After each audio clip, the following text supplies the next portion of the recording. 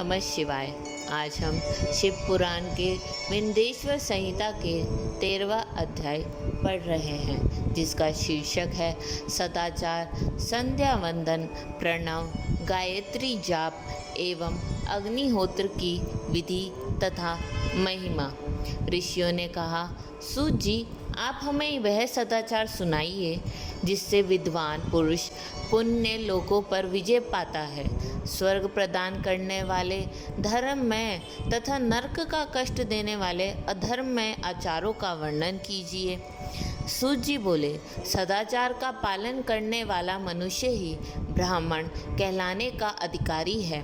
वेदों के अनुसार आचार का पालन करने वाले एवं वेद के अभ्यासी ब्राह्मण को विप्र कहते हैं। सदाचार, वेदाचार तथा विद्या गुणों से युक्त होने पर उसे द्विज कहते हैं। वेदों का कम आचार तथा कम अध्ययन करने वाले एवं राजा के पुरोहित अथवा सेवक ब्राह्मण को क्षत्रिय ब्राह्मण कहते हैं। जो ब्राह्मण कृषि या वाणिज्य कर्म करने वाला है तथा ब्राह्मणोचित आचार का भी पालन करता है, वह वैश्य ब्राह्मण है तथा स्वयं खेत जोतने वाला शूद्र ब्राह्मण कहलाता है। जो दूसरों के दोष देखने वाला तथा परद्रोही, उसे चंडाल द्विज कहते हैं। क्षत्रियों में जो पृथ्वी का पालन करता है वह राजा है तथा अन्य मनुष्य राजतत्वहीन क्षत्रिय माने जाते हैं। जो धान्य आदि वस्तुओं का क्रय विक्रय करता है वह वैश्य कहलाता है। दूसरों को वणिक कहते हैं। जो ब्राह्मणों, क्षत्रियों और वैश्यों की सेवा में लगा रहता है वह शूद्र कहलाता है। जो शूद्र हल जोतता है उसे वृषल समझना चाहिए। इन सभी वर्णों के मनुष्य को चाहिए कि वह ब्रह्म मुहूर्त में उठकर पूर्व की ओर मुख करके देवताओं का, धर्म का, अर्थ का, उसकी प्राप्ति के लिए उठाए जाने वाले कलशों का तथा आय और व्यय का चिंतन करे। रात के अंतिम पहर में मध्य भाग में मनुष्य को उठकर मल मूत्र त्याग करना चाहिए। घर से बाहर शरीर को ढककर जाकर उत्तर भिमुख होकर मल मूत्र का त्याग करे। जल, अग्नि, ब्राह्मण तथा देवताओं का स्थान बचाकर बैठे। उठने पर उस और न देखे। हाथ पैरों की शुद्धि करके 8 बार कुल्ला करें। किसी वृक्ष के पत्ते से दातुन करें। दातुन करते समय तर्जनी उंगली का उपयोग नहीं करें। तदंतर जल संबंधी देवताओं को नमस्कार कर मंत्र पाठ करते हुए जलाशय में स्नान करें। यदि कंठ तक या कमर तक पानी में खड़े होने की शक्ति ना हो तो घुटने तक जल में खड़े होकर ऊपर जल छिड़क कर मंत्रोच्चारण करते हुए स्नान कर तर्पण करें। इसके उपरांत वस्त्र धारण कर उत्तरीय भी धारण करें।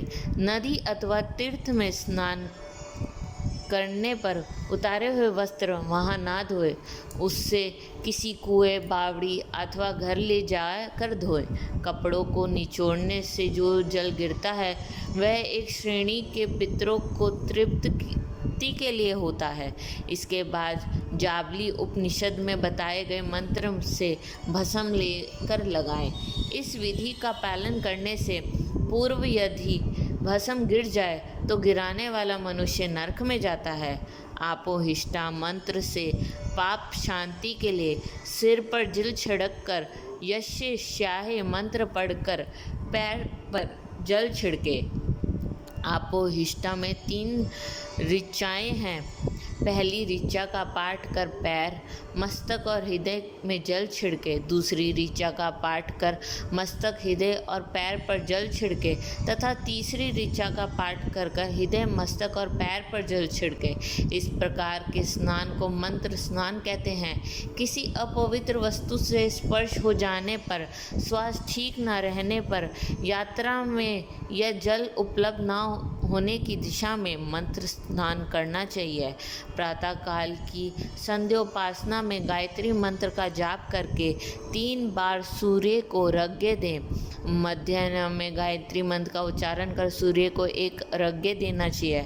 सायकाल में पश्चिम की ओर मुख करके पृथ्वी पर ही सूर्य को अर्घ्य दें। सायकाल में सूर्यास्त से 2 घड़ी पहले की गई संध्या का कोई महत्व नहीं होता। ठीक समय पर ही संध्या करनी चाहिए। यदि संध्योपासना किए बिना एक दिन बीत जाए तो उसके प्रायश्चित हेतु अगली संध्या के समय 100 गायत्री मंत्र का जाप करें। 10 दिन छूटने पर 1 लाख तथा 1 माह छूटने पर अपना उपनयन संस्कार कराएं।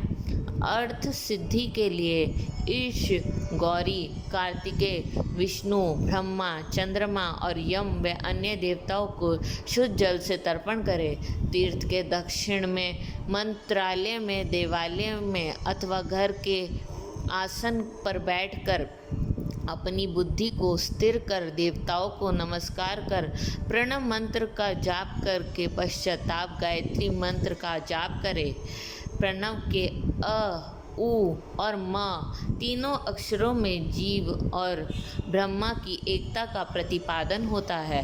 अतः प्रणव मंत्र का जाप करते समय मन में यह भावना होनी चाहिए कि हम तीनों लोकों की सृष्टि करने वाले ब्रह्मा, पालन करने वाले विष्णु तथा संहार करने वाले रुद्र की उपासना कर रहे हैं। यह ब्रह्म स्वरूप ओंकार हमारी कर्मेंद्रियों, ज्ञानेंद्रियों, मन की वृत्तियों तथा बुद्धि वृत्तियों को सदा भोग और मोक्ष प्रदान करने वाले धर्म एवं ज्ञान की ओर प्रेरित करें। जो मनुष्य प्रणव मंत्र के अर्थ का चिंतन करते हुए इसका जाप करते हैं वह निश्चय ही ब्रह्मा को प्राप्त करते हैं तथा जो मनुष्य बिना अर्थ जाने प्रणव मंत्र का जाप करते हैं उनको ब्राह्मणत्व की पूर्ति होती है। इस हेतु श्रेष्ठ ब्राह्मण को प्रतिदिन प्रातःकाल 1 सहस्त्र गायत्री मंत्र का जाप करना चाहिए। मध्य में 100 बार तथा साय 28 बार जाप करें। अन्य वर्णों के मनुष्य को सामर्थ्य के अनुसार जाप करना चाहिए। हमारे शरीर के भीतर मूलाधार, स्वाधिष्ठान, मणिपुर, अनाहत, आज्ञा और सहस्त्र नामक 6 चक्र हैं। इन चक्रों में क्रमेश विंदेश्वर, ब्रह्मा, विष्णु, ईश, जीवात्मा और परमेश्वर स्थित है। सद्भावना पूर्वक श्वास के साथ स्वयं का जाप करें। सहस्त्र बार किया गया जाप ब्रह्म लोक प्रदान करने वाला है। 100 बार किए जाप से इंद्र पद की प्राप्ति होती है। आत्मरक्षा के लिए जो मनुष्य अल्प मात्रा में इसका जाप करता है वह ब्रह्म कुल में जन्म लेता है। 12 लाख गायत्री का जाप करने वाला मनुष्य ब्राह्मण कहा जाता है। जिस ब्राह्मण ने 1 लाख गायत्री का भी जप न किया हो उसे वैदिक कार्यों में ना लगाए। यदि एक दिन उल्लंघन हो जाए तो अगले दिन उसके बदले में उतने अधिक मंत्रों का जाप करना चाहिए।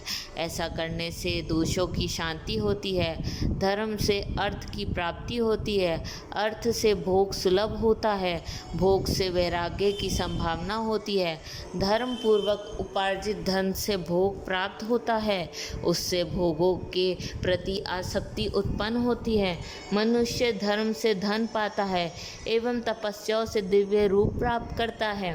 कामनाओं का त्याग करने से अंतःकरण की शुद्धि होती है, उस शुद्धि से ज्ञान का उदय होता है। सतयुग में तप को तथा कलयुग में दान को धर्म का अच्छा साधन माना गया है। सतयुग में ध्यान से, त्रेता में तपस्या से और द्वापर में यज्ञ करने से ज्ञान सिद्धि होती है, परंतु कलयुग में प्रतिमा की पूजा से ज्ञान लाभ होता है। अधर्म हिंसात्मक और दुख देने वाला है, धर्म से सुख व अभ्युदय की प्राप्ति होती है। दुराचार से दुख तथा सदाचार से सुख मिलता है। अतः भोग और मोक्ष की सिद्धि के लिए धर्म का उपार्जन करना चाहिए। किसी ब्राह्मण को 100 वर्ष के जीवन निर्वाह की सामग्री देने पर ही ब्रह्मलोक की प्राप्ति होती है। 1 सहस्त्र चंद्रायण व्रत का अनुष्ठान ब्रह्मलोकदायक माना जाता है। दान देने वाला पुरुष जिस देवता को सामने रखकर दान करता है, अर्थात जिस देवता को वह दान द्वारा प्रसन्न करना चाहता है, उसी देवता का लोक उसे प्राप्त होता है। धनहीन पुरुष तपस्या कर अक्षय सुख को प्राप्त कर सकते हैं। ब्राह्मण को दान ग्रहण कर तथा यज्ञ करके धन का अर्जन करना चाहिए। क्षत्रिय बाहुबल से तथा वैश्य कृषि एवं गौरक्षा से धन का उपार्जन करे। इस प्रकार न्याय से उपार्जित धन को दान करने से दाता को ज्ञान की सिद्धि प्राप्त होती है एवं ज्ञान से ही मोक्ष की प्राप्ति सुलभ होती है। गृहस्थ मनुष्य को धन धान्य आदि सभी वस्तुओं का दान करना चाहिए, जिससे अन्न को खाकर मनुष्य कथा श्रवण तथा सत्कर्म का पालन करता है तो उसका आधा फल दाता को मिलता है। दान लेने वाले मनुष्य को दान में प्राप्त वस्तु का दान तथा तपस्या द्वारा पाप की शुद्धि करनी चाहिए। उसे अपने धन की 3 भाग करने चाहिए, एक धर्म के लिए, दूसरा वृद्धि के लिए एवं तीसरा उपभोग के लिए। धर्म के लिए रखे धन से नित्य नैमित्तिक और इच्छित कार्य करे। वृद्धि के लिए रखे धन से ऐसा व्यापार करे जिससे धन की प्राप्ति हो तथा उपभोग के धन से पवित्र भोग भोगे। खेती से प्राप्त धन का 10वां भाग दान करे, इससे पाप की शुद्धि होती है। वृद्धि के लिए किए गए व्यापार से प्राप्त धन का 6वां भाग दान देना चाहिए। विद्वान को चाहिए कि वह दूसरों के दोषों का बखान न करे। ब्राह्मण भी दोषवश दूसरों के सुने या देखे हुए छिद्र को कभी प्रकट ना करे। विद्वान पुरुष ऐसी बात ना कहे जो समस्त प्राणियों के हृदय में रोष पैदा करने वाली हो। दोनों संध्याओं के समय अग्नि को विधि पूर्व दी हुई आहुति से संतुष्ट करे। चावल, धान्य, घी, फल, कंद तथा अविष्य के द्वारा स्थाली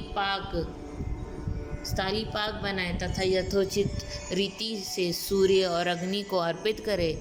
यदि दोनों समय अग्निहोत्र करने में असमर्थ हो तो संध्या के समय जाप और सूर्य की वंदना कर ले। आत्मज्ञान की इच्छा रखने वाले तथा धनी पुरुषों को इसी प्रकार उपासना करनी चाहिए। जो मनुष्य सदा ब्रह्म यज्ञ करते हैं, देवताओं की पूजा, अग्नि पूजा और गुरु पूजा प्रतिदिन करते हैं तथा ब्राह्मणों को भोजन तथा दक्षिणा देते हैं, वे सर्वलोक के भागी होते हैं।